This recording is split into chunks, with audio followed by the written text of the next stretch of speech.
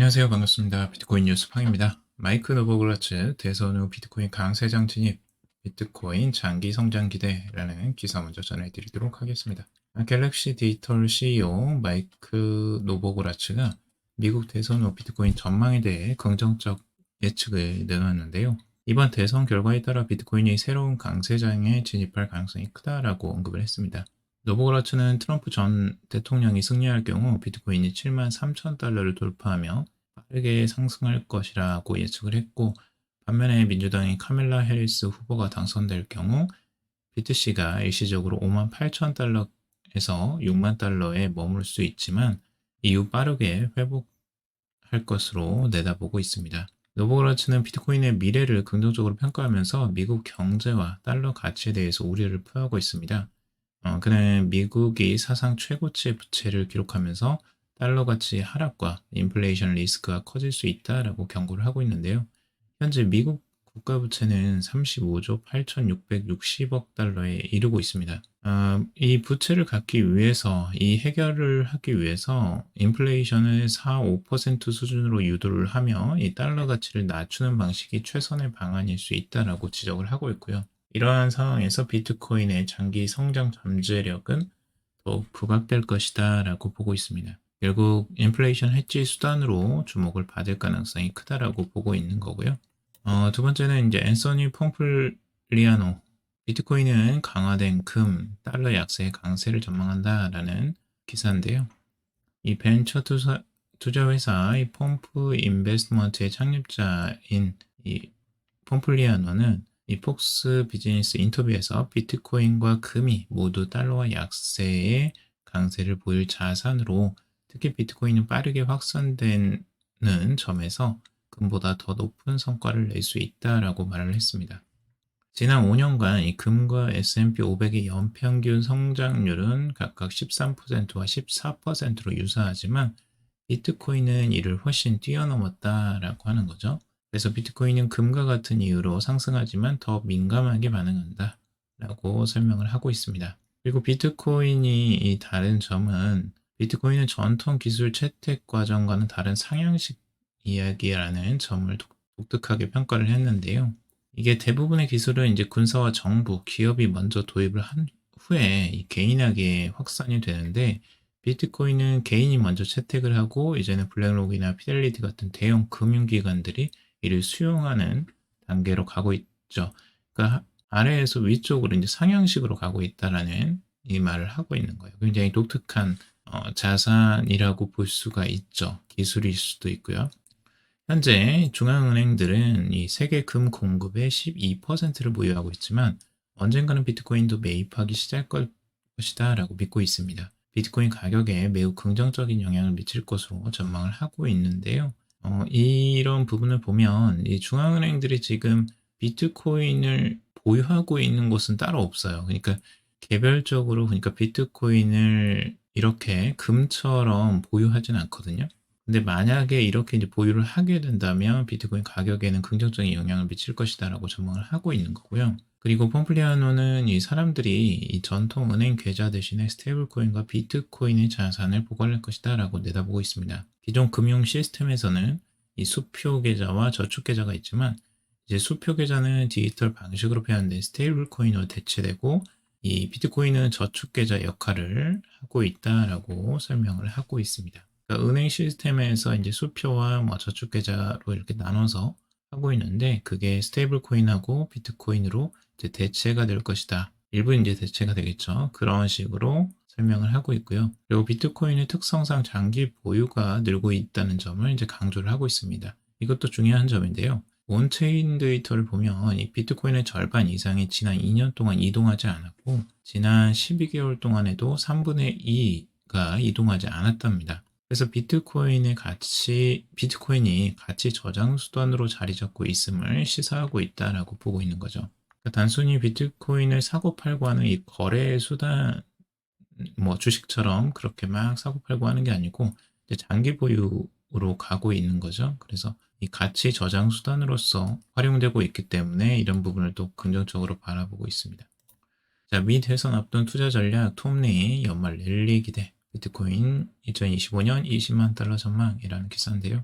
시장 조사업체인 펀드 스트릿의 설립자인 톰 리가 CNBC와의 인터뷰에서 미국 대선에서 누가 승리하든 시장은 연말까지 상승세를 보일 것이다 라고 전망을 했습니다. 선거 불확실성으로 인해 투자자들이 리스크를 감수하지 않고 현금을 비축하는 것을 선택하고 있다라고 하면서 미 연방준비제도 연준이 이 비둘기파적인 모습을 보이고 있는 것 등을 감안할 때 누가 백악관에 들어가든 상관없다라고 생각을 하고 있다고 말했습니다. 네, 시장은 어느 쪽이든 꽤 잘 움직일 것으로 보고 있고 연말까지 긍정적 랠리가 유지될 것으로 예상을 하나 11월은 언제 시작할지는 알 수 없다라고 말을 했습니다. 그리고 이제 투자은행 번스타인 애널리스트들이 미국 대선 결과와 관계없이 비트코인은 2025년 연말 20만 달러까지 도달할 것이다 라고도 전망을 했습니다. 이건 어제 기사에도 제가 전해드렸던 내용이라 넘어가도록 할게요. 어제 기사를 참고해 주세요. 그리고 비트코인 미국 전략 비축 자산 될까? BPI 보고서 주목이라는 기사인데요. 비트코인 정책연구소는 비트코인을 미국의 전략적 비축 자산으로 활용하는 이 방안에 대해서 보고서를 발표했습니다. BPI는 미국이 비트코인을 비축함으로써 경제적 안정과 지정학적 리더십을 강화할 수 있으며 이 과정에서 에너지 정책과도 연계할 수 있다고 분석을 하고 있습니다. 보고서는 비트코인이 기존 금과 같은 비채무성 자산으로 인플레이션과 통화 가치 하락에 대한 방어 수단이 될 수 있음을 강조하고 있습니다. 그래서 아까 인플레이션 문제, 달러의 인플레이션 문제로 계속 이야기하고 있죠. 그래서 달러 가치가 계속 하락하는 부분에 대해서 이 해제할 방안이 필요한데 그 중요한 방법이 이제 비트코인 보유라고 하는 거고요. 미국이 비트코인을 비축할 경우에 중국이 주도하는 디지털 금융 시스템에 맞서 글로벌 금융시장에서 리더십을 확립할 기회를 제공한다라고 설명을 하고 있습니다. 그래서 중국에 대한 견제, 이것도 또 중요한 이슈죠, 미국에서. 그래서 그것도 또 던져놨고요. 그리고 BPI는 이제 비트코인 채굴이 재생에너지와 연결된 경우에 전력망의 안정성과 재생에너지 생산을 지원할 수 있어 기후 목표와도 부합할 수 있다라고 덧붙이고 있습니다. 그리고 이제 미국의 국회의원들 중에서도 친암호화폐 성향을 가진 분들이 있어요. 근데 그 사람 중에 한 명이 캘리포니아주 하원의원 로 카나로 이 인터뷰를 통해서 미국 정부가 앞서한 비트코인의 가치 상승 잠재력을 감안할 때 정부는 이를 전략적 준비 자산으로 활용해야 한다라고 말을 했다고 합니다. 그리고 친암호화폐 성향의 미국 와이오밍주 상원의원 신시아 루미스는 이 비트코인을 국가 전략 자산으로 편입하는 법안이 시행된다면 오는 2045년까지 미국 국가 부채를 절반으로 줄일 수 있다라고도 말을 했다고 합니다. 미국에는 이런 이제 좀 트인 의원들이 있어요. 그래서 이런 발언을 적극적으로 하는 것들을 보면 조금 부럽기도 합니다. 그리고 미시간주 연기금이 이 151억 원 규모 이더리움 현물 ETF를 투자했다라는 내용인데요. 지금 미국 미시간주의 연기금이 이더리움 현물 상장지수 펀드 ETF에 대한 1,100만 달러, 하나로 약 151억 원 규모 투자를 진행했다고 합니다. 미시간주 연기금은 이제 4일 SEC에 제출한 투자 신고서를 통해서 연기금이 이제 그레이스케일의 이더리움 현물 ETF와 이더리움 미니 트러스트에 각각 46만 주를 투자를 했다고 합니다. 그러니까 이제 주의 연기금에서도 이더리움을 이제 투자를 하고 있는 거예요. 그래서 비트코인과 현물 ETF를 이제 투자는 이미 비트코인에 대해서는 이미 지난 9월에 이루어졌고 약 이제 한 달 만에 이제 이더리움도 투자를 이제 하고 있는 거죠. 그래서 이런 부분들이 이제 긍정적으로 다른 주에도 영향을 미치겠죠. 자, 그리고 미 비트코인 ETF 5억 4천만 달러 순유출 역대 두 번째 규모라는 기사인데요.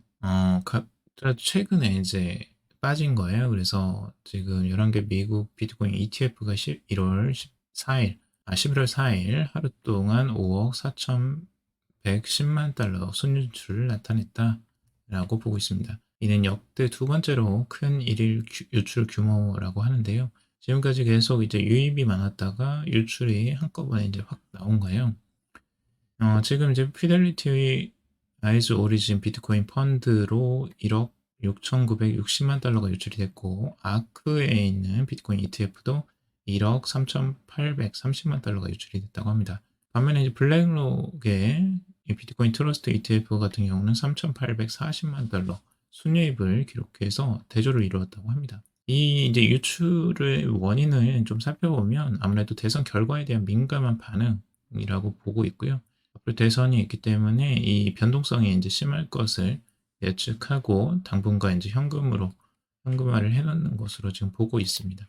자, 그리고 비트코인 미결제 약정 급강 강력한 현물 매수세는 장기 투자자 신뢰 반영이라는 기사인데요. 비트코인 미결제 약정이 최근 230억 달러 이상에서 207억 달러로 감소하면서 이 레버리지 포지션을 줄이려는 트레이더의 움직임을 반영했다라고 합니다. 역사적으로 미결제 약정 감소는 시장 레버리지 축소를 의미하며 이는 위험 부담이 큰 베팅에서 트레이더들이 후퇴하고 있음을 나타내고 있다는 거죠.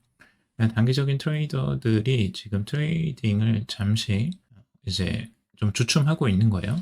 흥미롭게도 미결제 약정 감소에도 불구하고 비트코인 가격은 68,000달러 위에서 안정적인 흐름을 보이고 있다라고 지적하면서 이 레버리지 포지션이 줄어든 상황에서 현물 매수가 강력함을 보여주고 있다라고 보고 있습니다. 그래서 장기 보유자들이 비트코인에 대한 신뢰를 지속하고 있음을 의미한다라고 보고 있고요.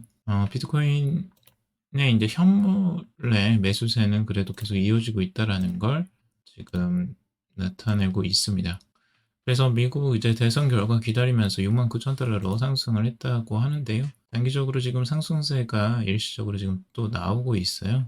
계속 하락만 하다가 다시 반등이 나오고 있는 상황입니다. 71,000달러까지 지금 현재 찍고 있는데 이 방향성이 어떻게 진행이 될지는 한번 지켜봐야 될 것 같고, 여기서 이제 지지를 어느 정도 받는 모습을 보여주고 있죠. 그래서 아직까지 비트코인이 죽지는 않았구나 라고 볼 수는 있을 것 같습니다. 자, 오늘 여기까지 정리해봤습니다. 도움이 되셨길 바라고요. 도움이 되셨다면 좋아요, 구독, 댓글 달아주시면 감사하겠습니다. 투자에 관련된 정보들은 참고사항일 뿐이고 좋으니 아니니 투자하실 때 여러분들 스스로 꼭 판단하시고 결정하시기 바라겠습니다. 금일도 방송 들어주셔서 감사합니다.